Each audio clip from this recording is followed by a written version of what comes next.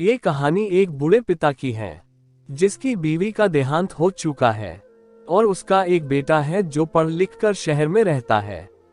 बीवी के निधन के बाद बूढ़ा बहुत अकेला हो गया था और बहुत कमजोर भी हो गया था, जिस वजह से उसे कम दिखाई देता था और चलने में भी बहुत परेशानी होती थी। इसलिए अपनी बची कुची जिंदगी अपने बेटे के साथ बिता सके इसलिए शहर में रह रहे उसके बेटे के घर रहने चला गया। बेटा शहर में एक छोटे से मकान में रहता था। मकान तो उसका छोटा था लेकिन उसके अंदर जो चीजें थी वह बहुत कीमती थी। उस मकान में बेटा, उसकी पत्नी और उनका एक 6 साल का बच्चा, ये छोटा सा परिवार एक साथ मिलकर रहता था। बूढ़े पिता के आने से उनके परिवार का एक सदस्य और बढ़ गया।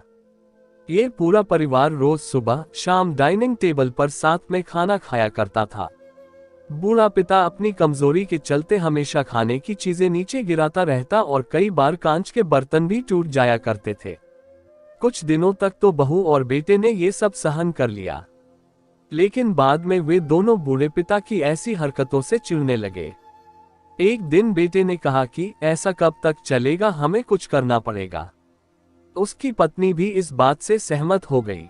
अगले दिन बेटा कहीं से एक पुराना मेज लेकर आया और घर के एक कोने में उसे रख दिया और अपने पिताजी से कहा कि आप यहीं पर बैठकर खाना खा लिया कीजिएगा। फिर वह एक मिट्टी का बर्तन भी लेकर आया जिसमें वे अपने बूढ़े बाप को खाना देने लगे। अपने कांच के कीमती बर्तन बचाने के लिए अपने बूढ़े बाप को मिट्टी का बर्तन देने में उन्हें जरा भी शर्म नहीं आई। अब खाने का समय जब जब होता तो बूढ़ा बाप एक कोने में बैठकर खाना खाया करता था और बाकी का परिवार डाइनिंग टेबल पर खाना खाता था। डाइनिंग टेबल पर बैठे बैठे दोनों पति पत्नी कभी कभी अपने बूढ़े बाप की तरफ देख लिया करते थे। बूढ़े बाप की आंखों में उन्हें आंसू भी नजर आते थे, मगर उन आंसुओं का उन पर कोई असर ही नहीं होता था।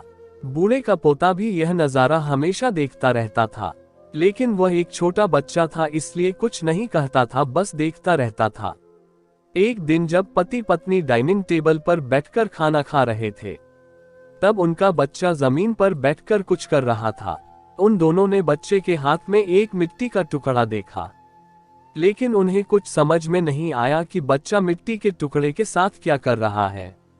जब बच्चे के पिता ने उससे कहा कि बेटा आओ खाना खा लो, तुम नीचे बैठकर क्या कर रहे हो, तब बच्चे ने भोलेपन से कहा, अरे मम्मी पापा, मैं आप दोनों के लिए मिट्टी का बर्तन बना रहा हूँ ताकि आप लोगों को जब आप बूढ़े हो जाओ तो एक दिन मैं आप दोनों को इसमें खाना दे सकूं।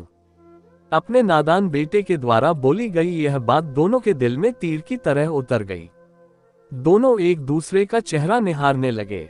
बिना कुछ कहे ही दोनों की आंखों में पानी आ गया और उन्हें अपने भविष्य की किताब अपनी आंखों के सामने खुलती हुई नजर आई। उन्हें समझने में ज्यादा देर नहीं लगी कि अब उन्हें आगे क्या करना पड़ेगा। अगले दिन कमरे के कोने से वह पुराना मेज हट गया और अब बूढ़ा पिता और बाकी का परिवार साथ में मिलकर फिर से खाना खाने लगे। बूढ़े की कमजोरी की वजह से हो रही गलतियां भी अब किसी को नहीं चिढ़ाती थी।